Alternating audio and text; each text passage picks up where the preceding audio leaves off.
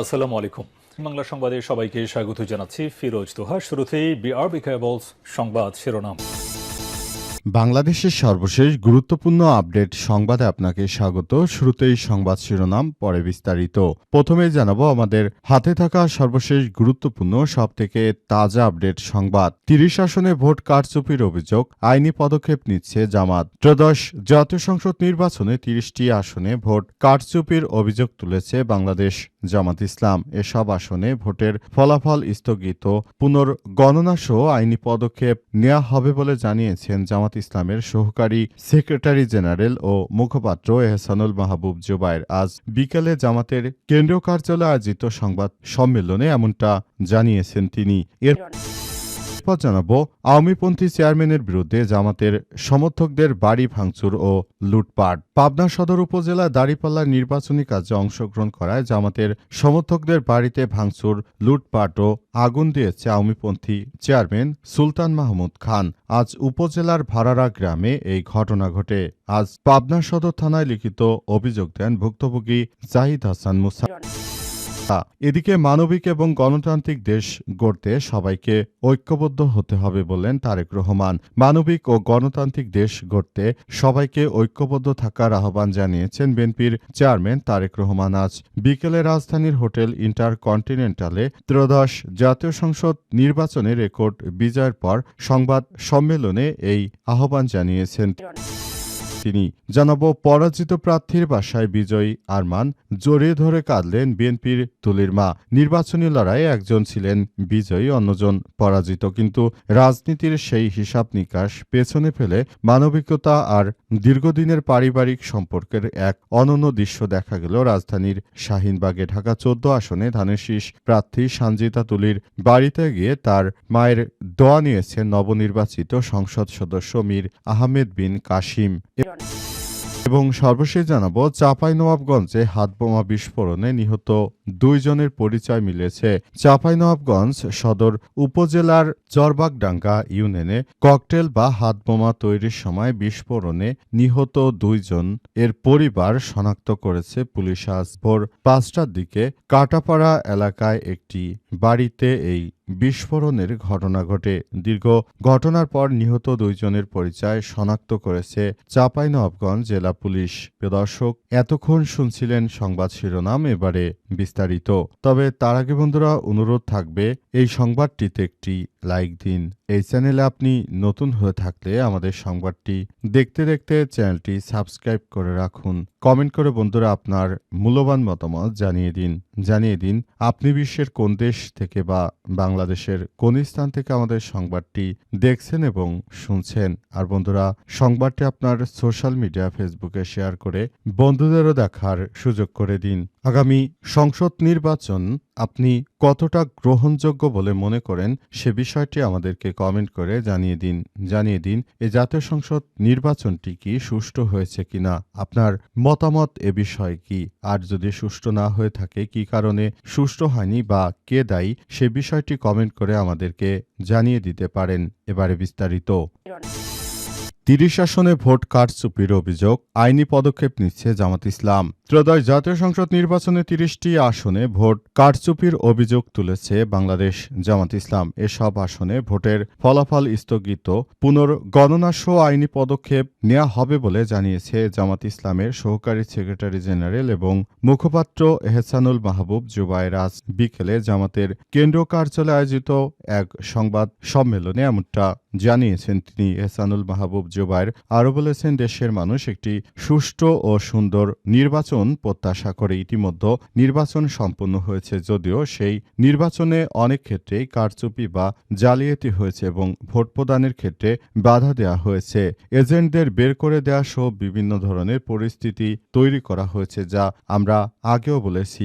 জামাতের এই সহকারী সেক্রেটারি জেনারেল আরও বলেছেন, এখন পর্যন্ত আমরা প্রায় ৩০টি আসনে এই ধরনের চরম অব্যবস্থাপনা দেখেছি, সেখানে ভোট জালিয়াতি হয়েছে, কারচুপি হয়েছে, যেসব কাগজ রেজাল্ট শিট দেয়া হয়েছে সেখানে ওভার রাইটিং বা কাটাকাটি করা হয়েছে, ঘষামাজা করা হয়েছে। আমরা নির্বাচনের দিনও এসব বিষয়গুলো তাৎক্ষণিকভাবে রিটার্নিং অফিসার সহ ঊর্ধ্বতন কর্মকর্তাদেরকে জানিয়েছিলাম। কিছু আসনে ফল দ্রুত দেয়া হয়েছে হলেও ইচ্ছে করেই কিছু আসনে ফলাফল দেয়া হয়নি। যেমন ঢাকার কয়েকটি আসনে আমরা ভোর ৫টায় গিয়ে নির্বাচনে রেজাল্ট পেয়েছি। আসলে ঢাকার আসনগুলোতে আমরা অনেকটাই জিতে গিয়েছি, কিন্তু তারা ইচ্ছাকৃতভাবে আমাদেরকে এত দেরি করিয়েছে। জামাতের সমর্থকদের বাড়ি ভাঙচুর, লুটপাটের অভিযোগ। পাবনা সদর উপজেলায় দাঁড়িপাল্লার নির্বাচনী কাজে অংশগ্রহণ করায় জামাতের সমর্থকদের বাড়িতে বাড়িতে ভাঙচুর, লুটপাটের অভিযোগ উঠেছে আওয়ামীপন্থী ইউপি চেয়ারম্যান সুলতান মাহমুদ খানের বিরুদ্ধে। আজ বিকেলে উপজেলার ভাড়ারা গ্রামে এই ঘটনা ঘটে। আজ বিকেলে পাবনা সদর থানায় লিখিত অভিযোগ দেন ভুক্তভোগী জাহিদ হাসান মুসা।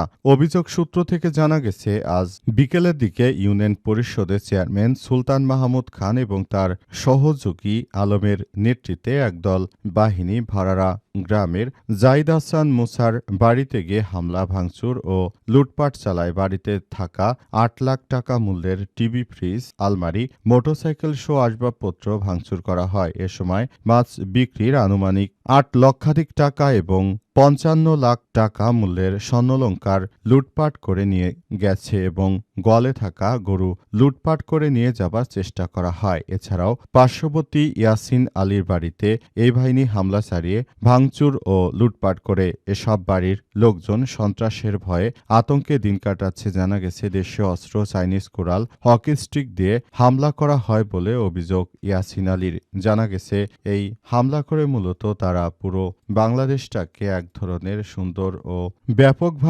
ব্যাপকভাবে আসলে পুরো বাংলাদেশের মানুষ আসলে নতুন করে সবকিছু করছে এবং এই বিষয়গুলো কোনোভাবেই মানা যায় না।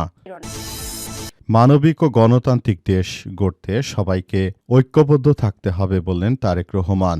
মানবিক ও গণতান্ত্রিক একটি বাংলাদেশ, সুন্দর ও সমৃদ্ধির বাংলাদেশ গড়ে তুলতে হলে আমাদের সবাইকে একসঙ্গে কাজ করতে হবে বলে জানিয়েছেন বিএনপির চেয়ারম্যান তারেক রহমান। তিনি বলেছেন, আমরা যে সুন্দরভাবে একটি নতুন বাংলাদেশ গড়ে তোলার চেষ্টা করব, সেই বিষয়টিকে আমরা সবাই মিলে একসঙ্গে কাজ করতে চাই। অন্তর্বর্তীকালীন সরকারের প্রধান উপদেষ্টা প্রফেসর ডক্টর মোহাম্মদ ইউনূসের সরকার যে নতুন বাংলাদেশ গড়ে তুলেছেন, সেই বাংলাদেশটা আমরা সবাই মিলে আবারও সুন্দর ও সমৃদ্ধির বাংলাদেশ হিসেবে প্রতিষ্ঠিত করতে চাই বলে জানিয়েছেন তারেক রহমান। তিনি আরও জানিয়েছেন যে নতুন বাংলাদেশ গড়তে গিয়ে নানাভাবে বিপদ ও সমস্যার সম্মুখীন হতে হয়, সেজন্য এখন থেকেই আমাদের এসব বিষয় নিয়ে কাজ করতে হবে।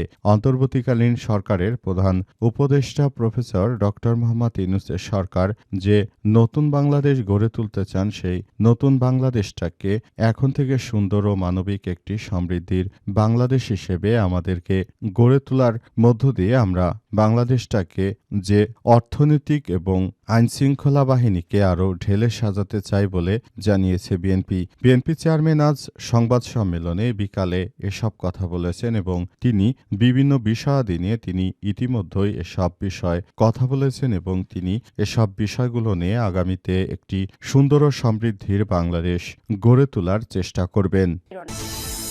আব্বা আসছে, আমরা খুব খুশি। জামাতের প্রার্থীকে পরাজিত বিএনপির প্রার্থী তুলির মা। নির্বাচন লড়াইয়ে একজন ছিলেন বিজয়ী, অন্যজন পরাজিত, কিন্তু রাজনীতির সেই হিসাব নিকাশ পেছনে ফেলে মানবিকতা আর দীর্ঘদিনের পারিবারিক সম্পর্কের এক অনন্য দৃশ্য দেখা গেল রাজধানীর শাহিনবাগে। ঢাকা ১৮ আসনে ধানের শীষের প্রার্থী সানজিদা তুলির বাড়িতে গিয়ে তার মায়ের দোয়া নিয়েছেন নবনির্বাচিত সংসদ সদস্য মীর আহমেদ বিন কাসিম। আজ বিএনপি নেতা সাজেদুল হক সুমনের মা হাজেরা খাতুন এদিন মীর আরমানকে দেখে আবেগ আপ্লুত হয়ে পড়েন। আরমানকে জড়িয়ে ধরে তিনি বলেন, আমরা খুশি তো, আমরা খুব খুশি। আব্বা, আমার আব্বা আসছে, সৎ লোক আসছে। মীর আহমেদ বিন কাশেম আরমান নিজেও ফ্যাসিবাদী শাসনামলে বলপূর্বক গুমের শিকার হয়েছিলেন এবং তিনি শেখ হাসিনার দ্বারা নির্যাতিত হয়ে দীর্ঘদিন শেখ হাসিনা নির্মিত আয়নাঘরে বন্দী ছিলেন।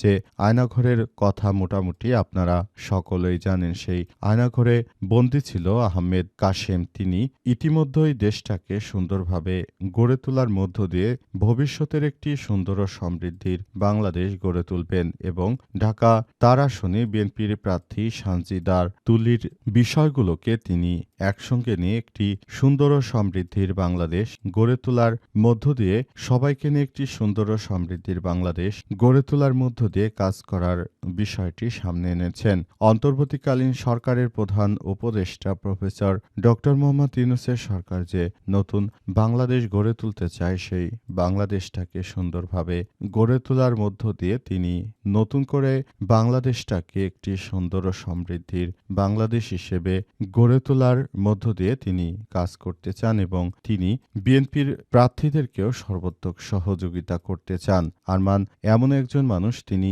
ব্যারিস্টার হয়েছেন, তারপরও তাকে দীর্ঘদিন ধরে আয়নাঘরে বন্দী করে রাখা হয়েছিল।